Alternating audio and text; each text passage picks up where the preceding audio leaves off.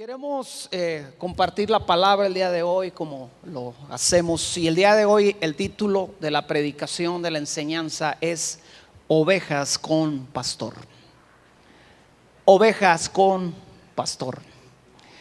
Y yo quiero el día de hoy que tú y yo veamos la relevancia que tiene ser una oveja que camina dentro de un redil, dentro de un pastoreo, dentro de una enseñanza. Y quiero que me acompañes a Mateo 9:35 y vamos a leer unos versos y analizarlos, y con la ayuda del hermoso Espíritu Santo tratar a aprender todos juntos en este lugar, porque juntamente yo estoy aprendiendo contigo y quiero que aprendamos las cosas tan esenciales que la palabra de Dios nos enseña.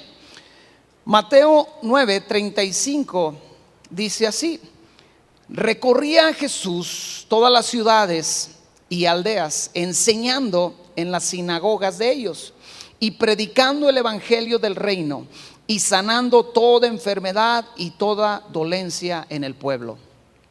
Y al ver las multitudes, tuvo compasión de ellas, porque estaban desamparadas y dispersas como ovejas que no tenían pastor.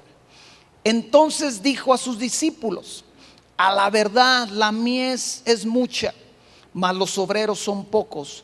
Rogad pues al Señor de la mies que envíe obreros a la mies. Y Jesús está predicando en las sinagogas, es decir, vamos a decirlo así, Jesús está predicando dentro de la iglesia y está sanando gente, está yendo a las aldeas y está dentro de una sinagoga predicando y enseñando. Pero en determinado momento él sale de la sinagoga y se da cuenta que hay una multitud de gente que tiene una característica, y esa característica es que parece gente, parecen ovejas que no tienen pastor. Y a pesar de que él estaba enseñando en las sinagogas, a pesar de que había buena enseñanza en la iglesia por medio de la palabra de Jesús, por medio de la enseñanza, él estaba predicando el evangelio, él estaba sanando enfermos, él estaba sanando toda dolencia, y todo esto andaba haciendo Jesús. Pero el verso 36, él hace un análisis de la gente, y obviamente Jesús no se equivocaba, porque conocía el corazón de la gente. Y al ver las multitudes, él se da cuenta que es gente desamparada y es gente dispersa. Y la razón de ese desamparo, la razón de estar regadas, es que no tenían pastor. Y eso lo conmovió a misericordia. Eso puso un sentir en su corazón, no de juicio ni de condenación, sino de misericordia. Y esto te da una clave bien importante del corazón de Dios. Cuando Dios ve a alguien desbalagado y desprotegido, siente misericordia. Cuando Dios te vio yendo a la perdición, yendo por un rumbo hacia ningún lado, Dios tuvo misericordia de ti, porque ese es el corazón de Dios. Y la característica de esta gente que no tenía pastor, que no formaba parte de un rebaño, era que estaban desamparados. Di conmigo: desamparados. La palabra desamparado es sin amparo, sin ayuda, sin protección. Pero no solamente estaban desamparados, estaban dispersos. La palabra dispersar es hacer que un conjunto de personas o cosas se separe y esparza en diferentes direcciones. Es decir, no hay quien las proteja, no hay quien las ayude, no hay unidad entre ellas, no hay dirección para ellas en sus vidas. Cada quien iba por donde podía y se defendía como podía. ¿Cuál era la razón? Porque no tenían pastor, no estaban siendo pastoreadas. Y eso dejaba a la gente desprotegida, eso dejaba a la gente sin un rumbo en su vida. Y eso es lo que pasa con una persona que no vive bajo el pastoreo de Dios. Se las tiene que arreglar como pueda, no tiene a quien clamar, no tiene quien le ayude, no tiene quien responda. y su vida toma el rumbo que cada día le vaya diciendo. Y tiene un problema y le dice su comadre, pues es que tómate este té para que se te calmen los nervios. Se toma el té, pero no le sirve. Y entonces viene otra comadre y le dice, tú necesitas ir a que te lean las cartas. Y entonces va y le leen las cartas, y entonces no pasa nada, no cambia nada. Y viene otra persona y le dice, lo que tú tienes que hacer es llamarle a Madame Sassou. Y le llama a Madame Sassou porque esa persona va sin un rumbo en la vida, no tiene dirección por falta de un pastoreo, por falta de una pertenencia. En el capítulo 10 del mismo Mateo, Jesús traza o define una estrategia. Él tenía un problema delante de él. Las multitudes no tenían pastor, no tenían dirección, no tenían protección. Y él traza una estrategia, y en el capítulo 10 dice lo siguiente: entonces, llamando a los 12 discípulos, les dio autoridad sobre los espíritus inmundos para que los echasen fuera y para sanar toda enfermedad y toda dolencia.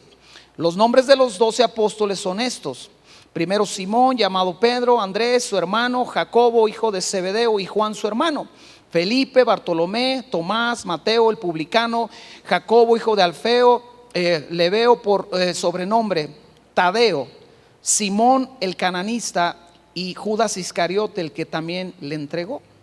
A estos 12 envió Jesús y les dio instrucciones diciendo: por camino de gentiles no vayáis, y en ciudad de samaritanos no entréis, sino antes id a las ovejas perdidas de la casa de Israel, y yendo predicad diciendo: el reino de los cielos se ha acercado. Y si tú sigues leyendo, la indicación que Jesús les da es que ellos tenían que llegar a una aldea.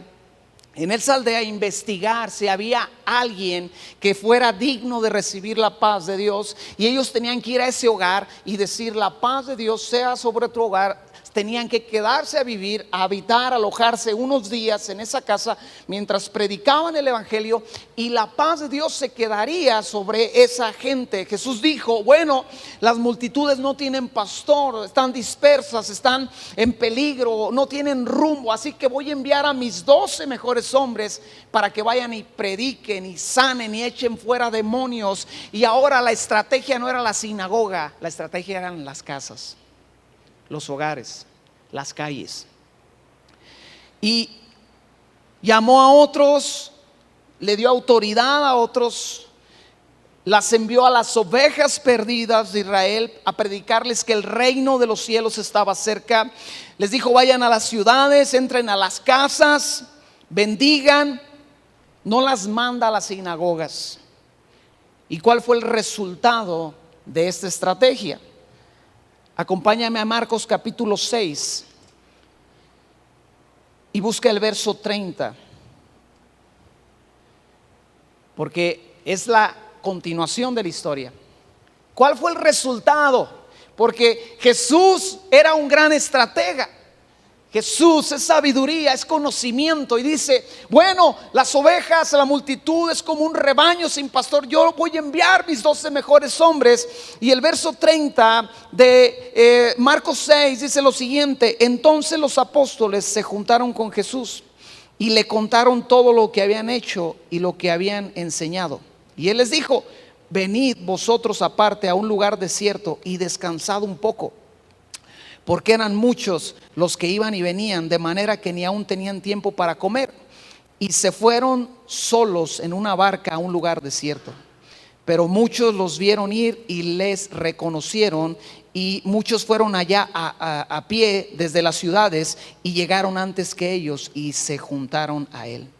Y salió Jesús y vio una gran multitud y tuvo compasión de ellos, porque eran como ovejas que no tenían pastor, y comenzó a enseñarles muchas cosas. Di conmigo: la estrategia fue un éxito, pero no fue suficiente. Era tanta la gente que vivía desprotegida, que conocía una religión, porque tienes que recordar que estamos hablando de los judíos, quienes conocían perfectamente la religión que profesaban y guardaban estatutos y mandamientos, tradiciones, y hacían cosas que la ley demandaba de ellos, pero todo eso no les daba una protección y una dirección, un pastoreo ellos no tenían. Y la estrategia de Jesús fue muy eficiente, tan eficiente que los 12 regresan contentos y le dicen: Jesús, nos fue muy bien, muchos se entregaron su vida, muchos cambiaron su vida, el mensaje fue recibido, echamos fuera demonios, sanamos enfermos, quitamos dolencias. Y Jesús les dice: ustedes han trabajado mucho, no han podido ni comer bien, así que vamos a un lugar aparte porque ustedes necesitan descansar. Pero por allá la comadre Chana, que es bien chismosa, vio que se iban y fue y le corrió la voz a toda la gente del pueblo. Y cuando ellos llegaron a aquel balneario donde iban a descansar, ya la gente los estaba esperando. Pero parecía que nada había cambiado, porque esa gente seguía con la característica de ser una multitud que no tenía pastor, que estaba desprotegida y que caminaba sin rumbo en la vida. Y Jesús tuvo que implementar estrategia nuevamente. ¿Y cuál fue la estrategia que él implementó? Di conmigo: la misma. Dijo: bueno, hay más, o tal vez algunos de los que vi la otra vez están aquí, no entendieron, así que la estrategia es: les voy a seguir enseñando, les voy a seguir hablando, les voy a seguir aclarando el camino. Y sabes, la estrategia de Jesús no cambió, en realidad fue la misma. Comenzó a enseñarles muchas cosas. ¿Qué más hizo Jesús aquel día además de enseñar? Di conmigo: nada. No hizo milagros, no efectuó sanidades, no hizo liberaciones, se la pasó enseñando muchas cosas. ¿Cuántos saben aquí que Dios tiene muchas cosas que enseñarnos? Entonces le podía tomar todo el día y siempre habría algo que enseñarle a esas personas que tenían la característica de ser ovejas desprotegidas, que no tenían rumbo. Y Jesús se la pasa hablando, enseñando. La pregunta es: ¿qué cosas o qué temas enseñó Jesús? Y la realidad es que el pasaje no dice que enseñó Jesús.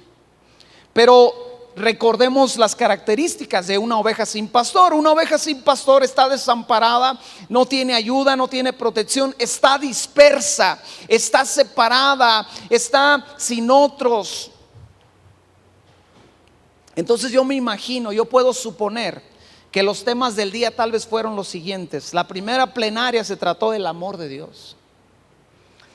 Tal vez la segunda plenaria se trató de la misericordia de Dios. Tal vez Jesús luego les enseñó de la protección de Dios, de la provisión de Dios, del poder de Dios.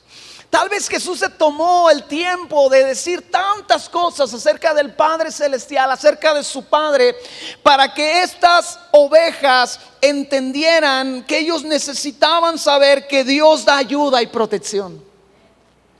Una oveja que sabe que vive en un pastoreo, vive segura, vive protegida por Dios, sabe y entiende que Dios le protege. Y Jesús, yo pienso que fue parte de los temas que trató.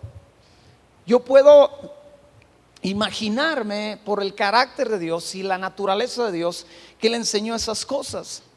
Pero también yo creo que le enseñó otros temas, como amar al prójimo, como perdonar al prójimo, como ayudar al prójimo, como soportar al prójimo.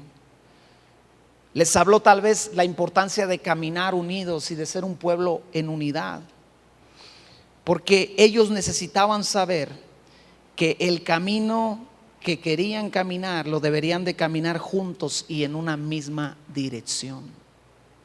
Tenía que cambiar dos cosas aquel día. Número uno, el pueblo tenía que entender: tú tienes ayuda disponible de parte del Padre Celestial. Número dos, tienes que entender que hay un rumbo para tu vida, un camino para tu vida. Y no puedes ser una persona, era el mensaje que tal vez estaban oyendo, que anda caminando al día, a donde el viento lo lleve, a lo que la ideología de moda lo lleve. Pero llegamos al verso 39 de ese mismo capítulo de Marcos, y lo que ha pasado es que se le fue el tiempo a Jesús enseñando. Y se le olvidó que era hora de almorzar, que era hora de comer, y tal vez ya se estaba llegando la hora de cenar. Y los discípulos se acercan y le dicen: oye Jesús, aquí hay un detalle. ¿Cuál es el detalle?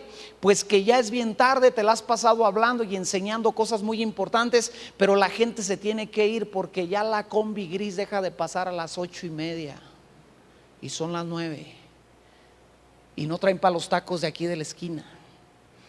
Y Jesús, bien buena onda, voltea y les dice: pues denles de comer. Y le dice a los discípulos: necesitamos el salario de un año para darles de comer, porque acuérdate que ahí está el hermano Fede, que no tiene llenaderas de tacos. Acuérdate que ahí está el Eric, flaco, largo, pero le caben como 20 tacos y cada taco vale 12 pesos. Y como ellos hay otros 5,000, porque era un número de 5,000 personas. Y llegas al verso 39, y aquí podemos decir de la teoría a la práctica. Porque en el verso 39 dice: y les mandó que hiciesen recostar a todos por grupos sobre la hierba verde. Y se recostaron por grupos de 100 en 100 y de 50 en 50. Fíjese lo que Dios está haciendo, fíjese lo que Jesús está haciendo. Analicémoslo y pensémoslo. No podemos brincar nomás como si sucedió cualquier cosa. Él tenía una multitud de 5,000 personas. Y él dice: ya les enseñé, ya les hablé cosas bien importantes. Ahora quiero que se me junten de 100 o de 50. Tú escoges cómo te quieres juntar, con 100 o con 50. Y yo me imagino que les tuvieron que decir: al que no esté en un grupo de 100 no se le va a dar lonche. No, pues yo de volada me metí al grupo. Yo de volada juntaba mis 50. Y escucha, lo que tiene que haber pasado es que cuando les dijeron los discípulos, los apóstoles: tienes que hacer grupos de 100, empezaron a voltearse a ver unos a otros y a contarse. Se empezaron a considerar los unos a los otros. Empezaron a aprender que se camina en grupo, se camina en rebaño. Empezaron a entender que era muy chido pertenecer a una multitud, pero que ellos necesitaban pertenecer a algo más pequeño y más personal. ¿Sabes? Uno de los problemas que tienen las iglesias que crecen en número de 5,000, de 10,000, de 7,000, es que ellos tienen que buscar la manera de agrupar a su gente en pequeñas cantidades, porque si no, no les pueden pastorear bien.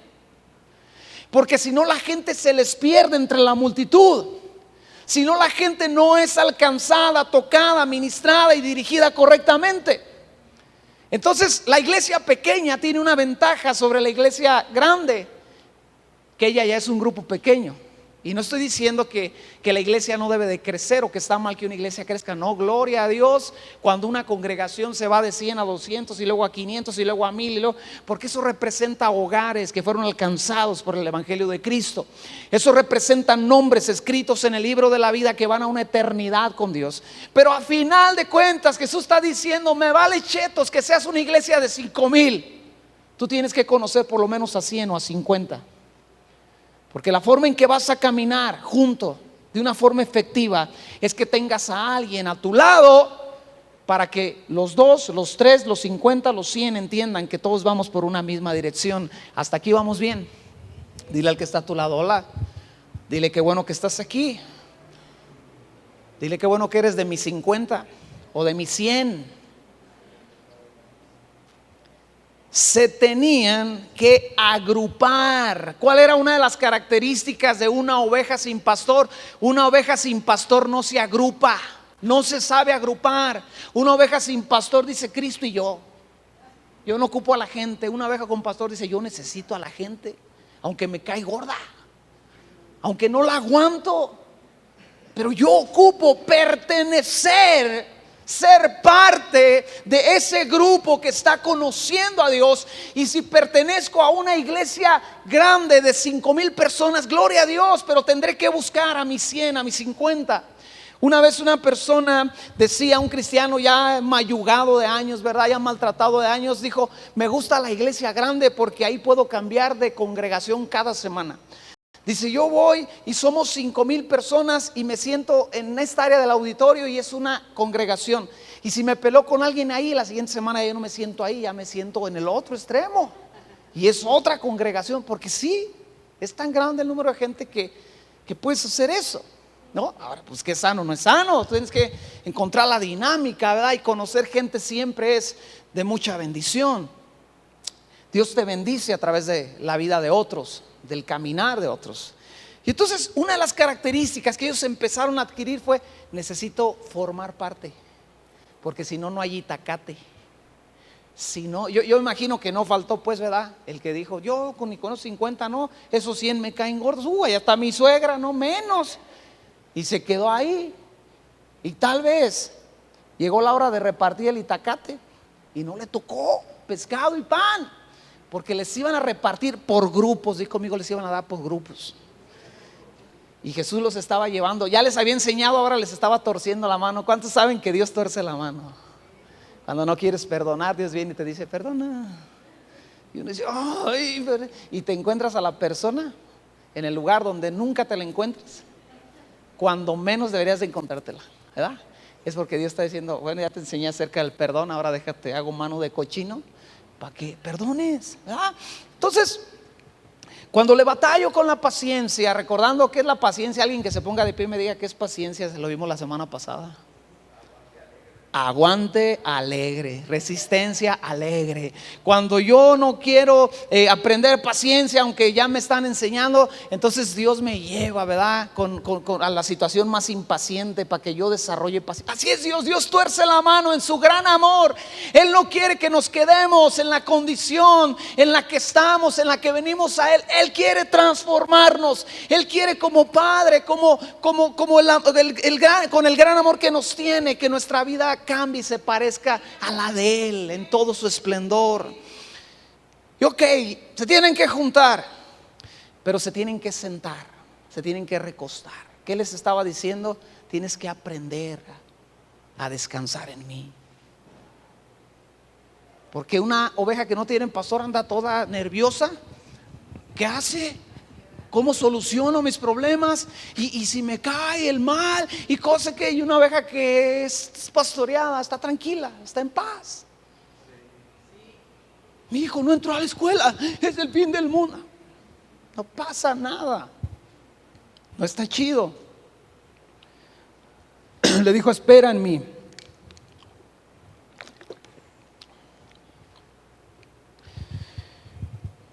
Y luego les dice: tienen que esperar y confiar en mí. Ellos no traían tacos. Jesús tenía que hacer algo sobrenatural para que llegaran los tacos.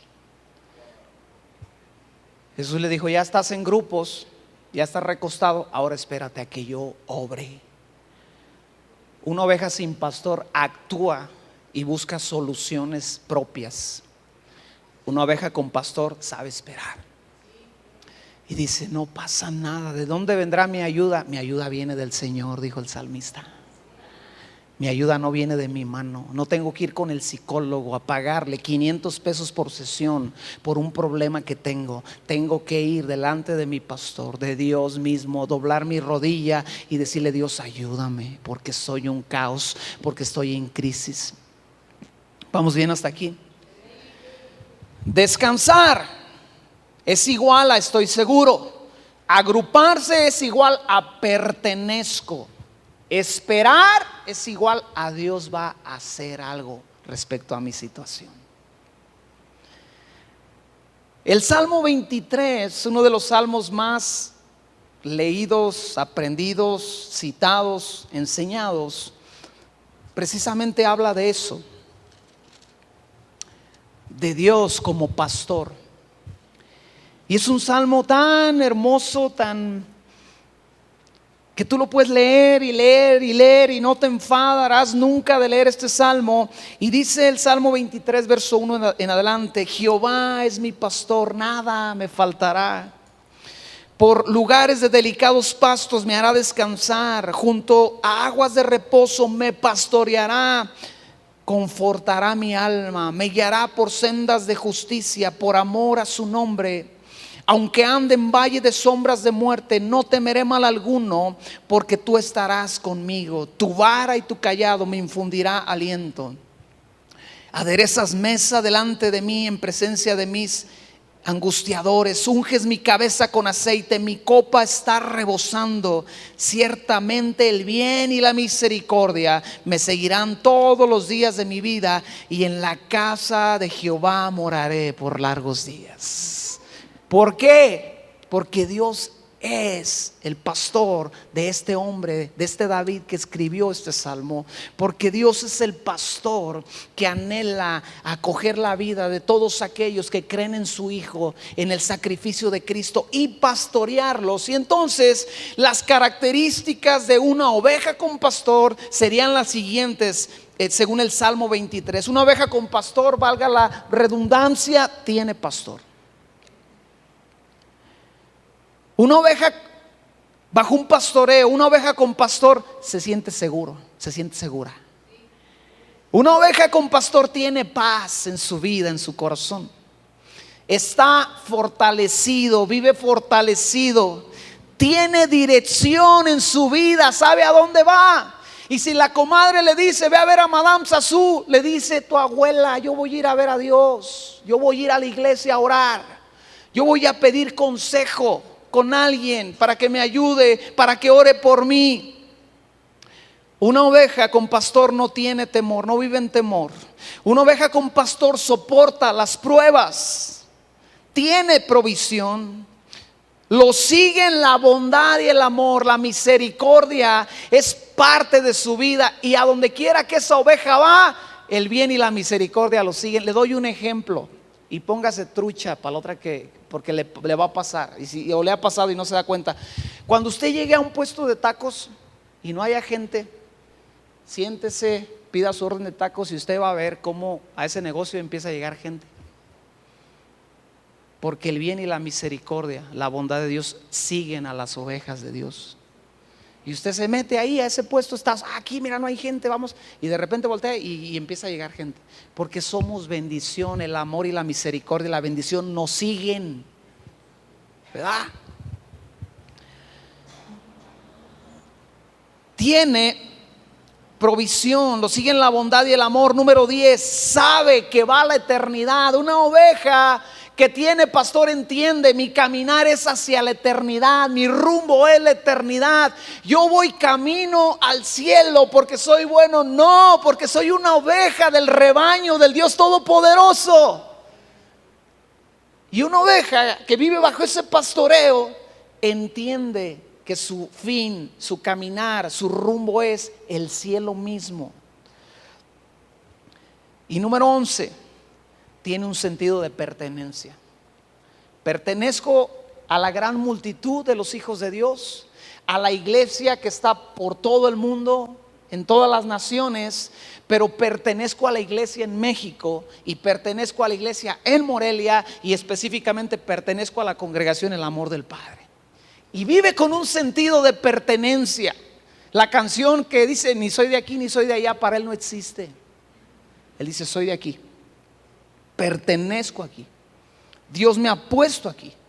Sabe agruparse, decide agruparse. Y ahora tienes que entender que el sentido de agruparnos lo tenemos que hacer en la libertad de los hijos de Dios. Nadie tiene por qué obligarte, amenazarte o chantajearte para que te quedes o te vayas o te cambies donde en tu corazón has decidido agruparte. Eso es algo que debe de tener el creyente, total libertad. Porque muchos creyentes lo ven como una blasfemia cuando un congregante dice: ya no voy a venir a esta congregación, voy a otra porque me cambié de casa y me queda muy lejos, o porque simplemente Dios me está hablando al corazón. El sentir de esta congregación es hacia la alabanza, y lo mío son las misiones, y encuentra, ¿verdad?, un ministerio donde las misiones son lo que es su fuerte, y él es atraído hacia esos caminos, y él tiene la libertad de pertenecer a ese lugar. Jesús no les condicionó, nunca les dijo: júntense 100 feos y 100 guapos. Nah, júntense de a 100, de a 50. Acá los flacos, acá los greñudos, acá, ¿verdad?, de tal a tal edad. No. Jesús nomás les dijo: los quiero de a 100 y los quiero de a 50. Y ellos decidieron con quién, en dónde. Ellos escogieron. ¿Vamos bien hasta aquí? Ok. Entonces, algunas de las cosas, algunos de los efectos de un pastoreo sobre la vida de alguien es lo que acabamos de leer. Me sentiré seguro, tendré paz. El resultado de la enseñanza de un pastoreo, el resultado de una enseñanza de un pastoreo bíblico es lo que el Salmo 23 dice: tendré sentido en mi vida, tendré provisión.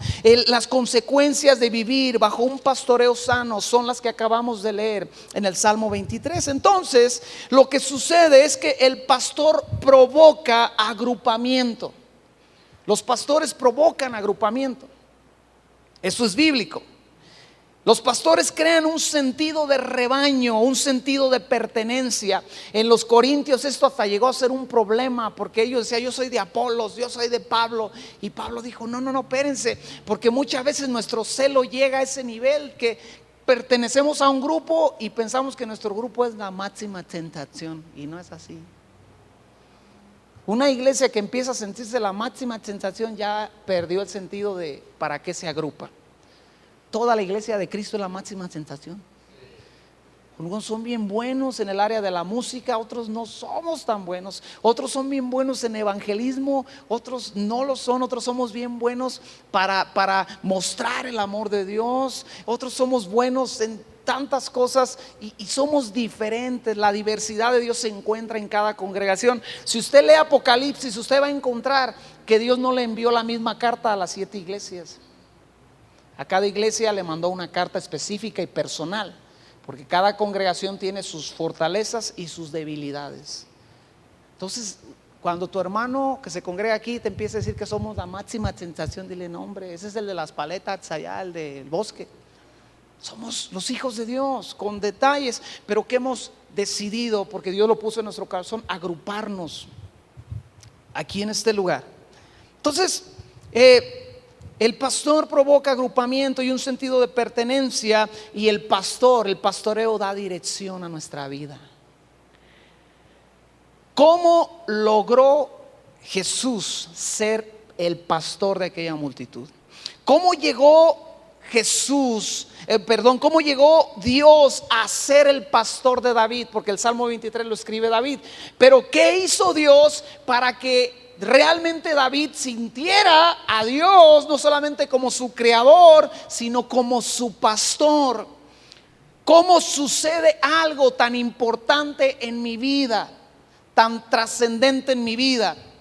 La palabra pastor en el Salmo 23 en el hebreo es la palabra Raá, R-A-A con acento la segunda, Raá, y es cuidar, apacentar un rebaño, pastar, gobernar. Escucha esta palabra, lo que quiere decir Raá: asociarse como amigo. O sea que Dios se ganó el corazón de David haciéndolo sentir también su amistad, haciéndole sentir su amistad. David, yo no nada más soy tu Dios, no solamente soy tu Señor, no solamente soy tu jefe, no solamente soy tu líder, soy tu amigo. Y David entendió: Jehová, Dios, es mi pastor. Es el Dios que me llamó, es el Dios todopoderoso, es el creador, es el eterno, pero es mi pastor. ¿Por qué? Porque Dios le importó desarrollar una cercanía con David, aunque no tenían nada que ver el uno con el otro en el sentido de grandeza, de poder, de hermosura, de belleza. Y ahí ves una vez más a Dios humillándose, haciéndose sencillo para que los hombres se puedan acercar a Él.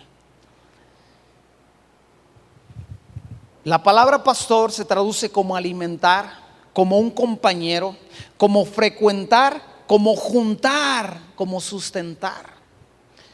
Jesús vio a las multitudes y éstas estaban desamparadas y dispersas. Entonces llamó a otros a enseñar, y cuando esto no fue suficiente, Jesús siguió enseñando y le mostró a esa multitud la importancia de agruparse, de descansar en Él y de esperar en Él.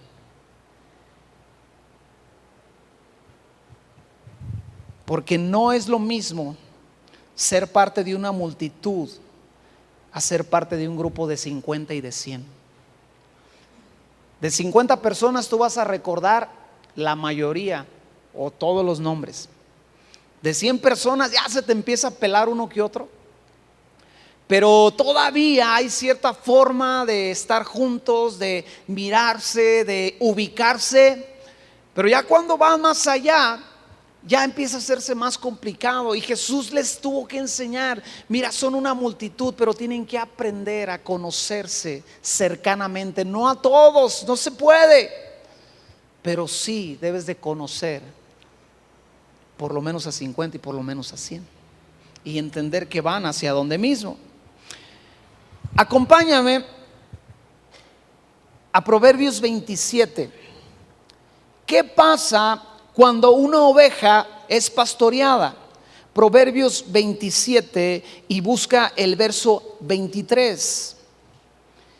¿Qué pasa cuando una oveja logra ser pastoreada o es metida en un redil? Una oveja logra ser capturada por la verdad de la relevancia que tiene el ser parte de un rebaño, vivir bajo el pastoreo de Dios. Verso 23 dice lo siguiente: sé diligente en conocer el estado de tus ovejas y mira con cuidado por tus rebaños, porque las riquezas, di conmigo, las riquezas no duran para siempre, y será la corona para perpetuas generaciones. Hace la pregunta: ¿será la corona para perpetuas generaciones?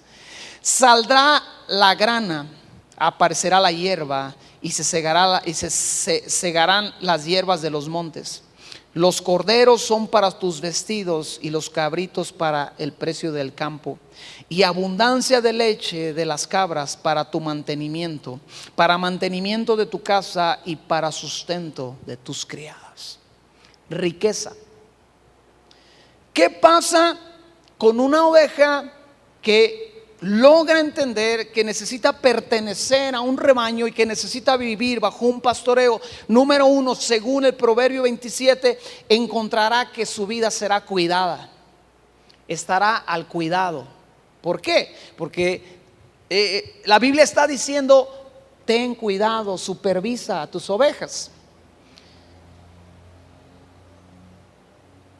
Y en esa supervisión lo que se descubre es que esa oveja tiene una riqueza. Y por favor, no nos vayamos chuecos, porque luego la gente, muchos piensan que la riqueza de la que está hablando es simplemente la material. Pero esa no es la riqueza más importante, es la riqueza espiritual que hay en la vida de cada persona. Mira, déjame aplicar aquí la experiencia que hemos tenido con mi esposa a través de 26 años de conocer a Dios y muchos años ya de trabajar ayudando a la gente. Llegamos a un hogar, a un matrimonio donde hay un caos, hay una crisis. Y la razón por la que hay una crisis es porque dicha familia, matrimonio, o muchas veces los individuos, hablando si es un joven o una señorita, la razón es que no han vivido bajo un pastoreo en su vida. Han vivido al ahí se va, con buenas intenciones de padres, amigos y vecinos, de darles un buen consejo, sí, pero sin un pastoreo. Y cada vez que llegamos a una casa encontramos una riqueza impresionante que hay en ese hogar. Y no me refiero a una riqueza material, me refiero a la riqueza que hay en el corazón de esas personas. Y tú encuentras a las personas más admirables que pudieras conocer, más llenas de amor, más llenas de misericordia, que ellas no se dan cuenta todo el amor que hay en ellos. No se dan cuenta todo el potencial que Dios les dio. Gente tan inteligente, gente tan fácil de amar, gente tan agradable. Pero ¿cuál es el problema? Que no ha habido un pastoreo en sus vidas. Y esa riqueza se está desperdiciando, se está derramando, se está yendo. Y el proverbio pregunta: ¿será la recompensa para futuras generaciones? Una ocasión estábamos hablando con un matrimonio que estaba en una crisis muy gruesa. Y estos hombres, este hombre y esta mujer, tenían una habilidad para salir adelante en la economía. Y a pesar de que era un caos su vida, ellos abrían un negocio y prosperaban, abrían otro y les iba bien, implementaban y hacían ello, hacían lo otro. Y habían crecido en el área económica mucho más que matrimonios que no estaban en crisis. Y yo les dije: ¿ustedes se imaginan si caminando cada quien por su lado, ustedes han logrado establecer una economía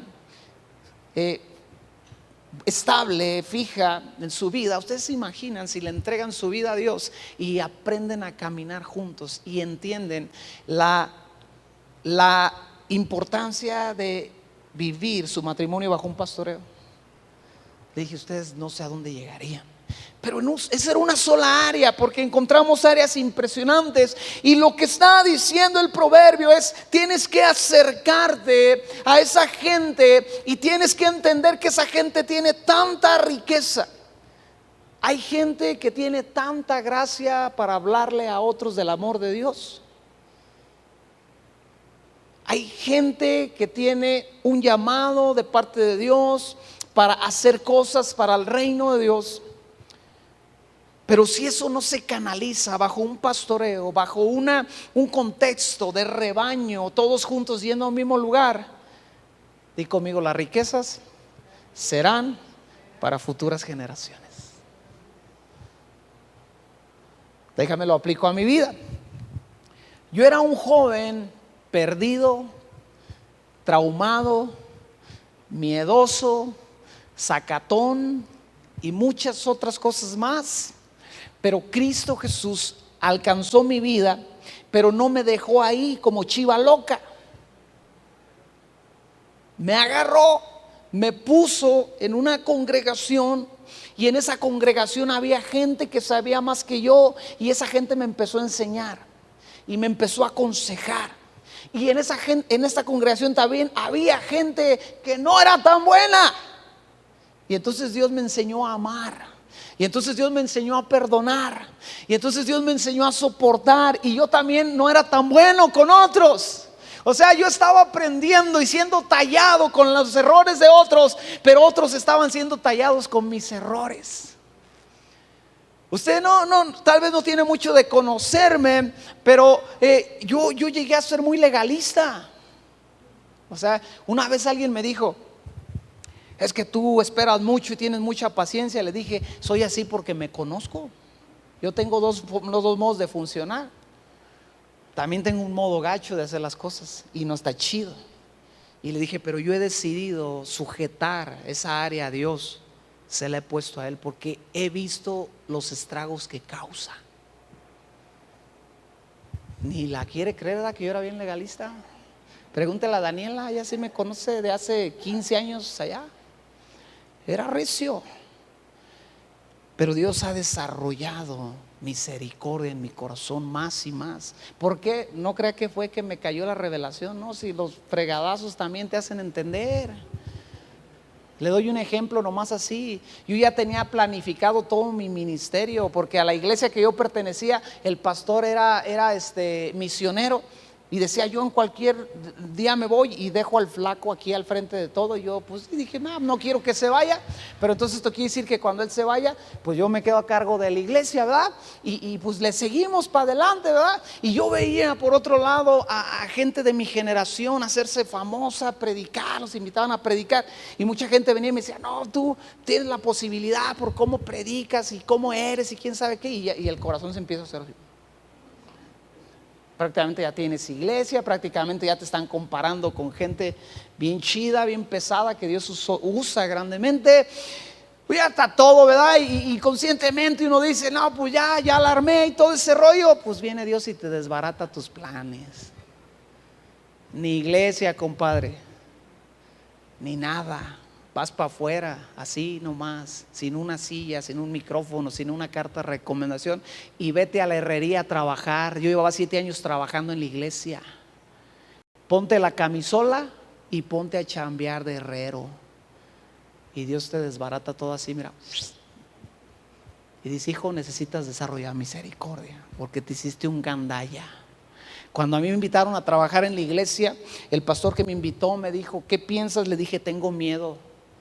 Y me dijo, ¿de qué tienes miedo? Le dije, de que hay muchos que yo veo que terminan haciendo esa labor simplemente porque es su trabajo, y ya no tienen amor y ya no tienen misericordia en su corazón, y simplemente porque de ahí viven, ellos siguen al frente de una congregación. No estoy diciendo que esto es general, no, estoy diciendo que en mi caminar he visto a qué le pasa a la gente. ¿Y qué cree? A mí me pasó. Y Dios dijo, bueno, es tiempo de un cambio, hijo. Es tiempo de dejarte lo más importante en tu vida, y lo más importante en tu vida soy yo. Y me quedé con Dios y con mi esposa y con mis hijos, y era todo lo que quedó. Y de ahí dije, no, creo que hay algo mal aquí en mí. Y Dios empezó a quebrar un montón de cosas, un montón de situaciones. Escucha, ¿por qué? Porque había una riqueza,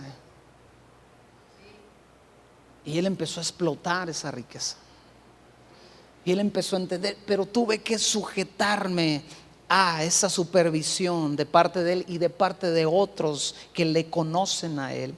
Hay cuando las características de una oveja pastoreada, lo repito, es cuidada, se descubre su riqueza, se aprovecha su riqueza.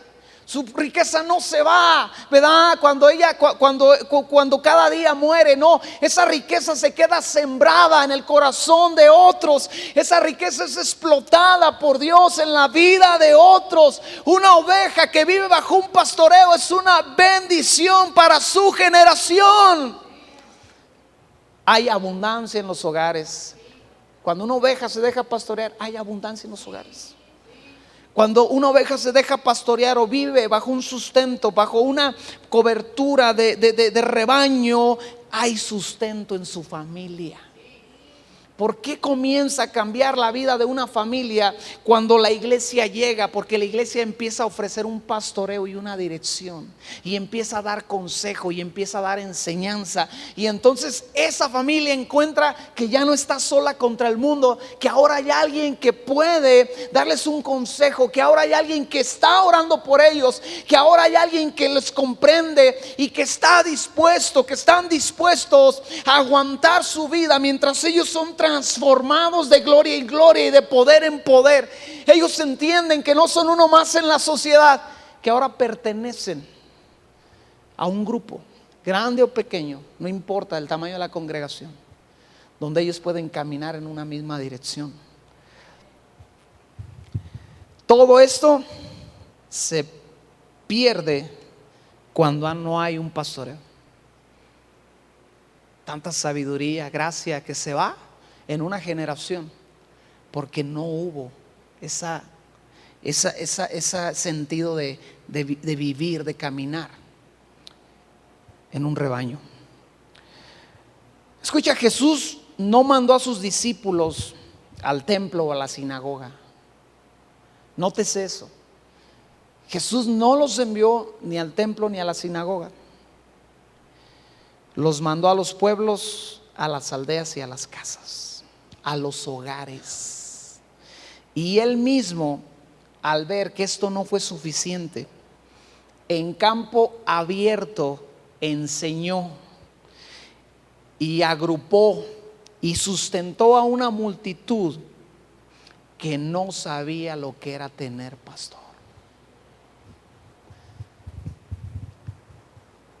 Y aquí la relevancia, amada iglesia, de ser una iglesia pastoreada en todos los sentidos por Dios, con Dios como pastor. Y la semana que viene veremos el tema del pastor local de la iglesia, y empezaremos a ver la dinámica en las siguientes semanas de la relación entre los pastores y las ovejas, porque tenemos una relación. Yo tengo responsabilidades y tú tienes responsabilidades, yo tengo privilegios, tú tienes privilegios. Causa en mí un efecto ser un pastor bíblico, y causa en ti unos efectos impresionantes el ser una oveja bíblica. ¿Me explico? Una de las relaciones más importantes en tu vida es la relación que tú tienes con tus pastores. Número uno, la relación con tus padres marca tu vida, va a definir tu vida. La relación con tu esposa, con tus hijos, marca tu vida, va a definir el rumbo de tu vida. Pero es tan importante también la relación que tú tengas con tus pastores. Nos ponemos de pie. Voltea con el que está a tu lado y sonríele, dile: hola, oveja del Señor. Dile: qué bueno que estás aquí y que eres parte de estos. No sé, ¿alguien tiene alguna idea cuántos somos el día de hoy? ¿No contaron? No, no es necesario contar. 70 personas, 80, no sé, no están los niños y los jóvenes tampoco. 100 le calculan. Ok. Pues dile: qué bueno que eres parte de estos 100. Dile: qué bueno que eres una oveja. Dile: qué bueno que eres una oveja que vive bajo un pastoreo. Así que bueno, inclinamos nuestro rostro. Padre Dios, gracias porque estás aquí. Gracias porque eres tan bueno. Gracias porque, Dios, a través de tu palabra nos enseñas cosas tan importantes. Señor Dios, yo te pido en el nombre de Jesús que esta enseñanza caiga en el corazón de mis hermanos, Señor, como debe de ser, con amor, con pasión, con fidelidad, Señor, con misericordia.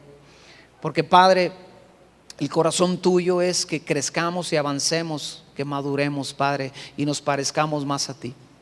Y en medio de tantas circunstancias, Padre, buenas, malas, adversas, en medio de tantas situaciones complicadas o fáciles, Señor, queremos que esta enseñanza se aplique a nuestra vida y a nuestro corazón, Padre, como un ungüento, como una palabra que trae dirección a nuestra vida.